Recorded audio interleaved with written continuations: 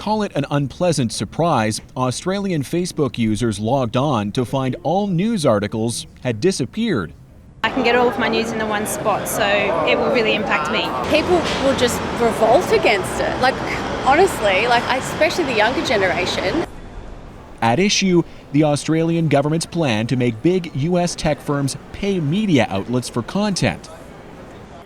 News organizations have long complained their journalism gets shared without compensation. But with its proposed solution, this relatively small country has become a target of the world's biggest social media company. Facebook's actions were unnecessary. They were heavy-handed and they will damage its reputation here in Australia. Not only did Facebook ban Australian users from sharing legitimate news, pages belonging to the country's media outlets now appear blank, even from Canada. The law as it stands fundamentally misunderstands the way that news works on Facebook.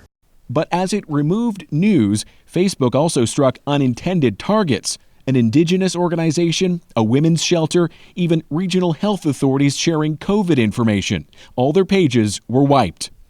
Will the minister insist that Facebook pay what they owe in Canada? The NDP raised the issue in the House of Commons, with the Liberal government planning to table similar legislation soon. In fact, our government is at the forefront of the battle to ensure that the web giants pay their fair share. Australia's proposed law led Google this week to strike deals with some publishers, but no one's found a perfect plan yet. This law basically indirectly gets people into the government into the business of deciding who's a news media organization. Australia is the first country confronting big tech in this way, and the world is watching. Thomas Daigle, CBC News, Toronto.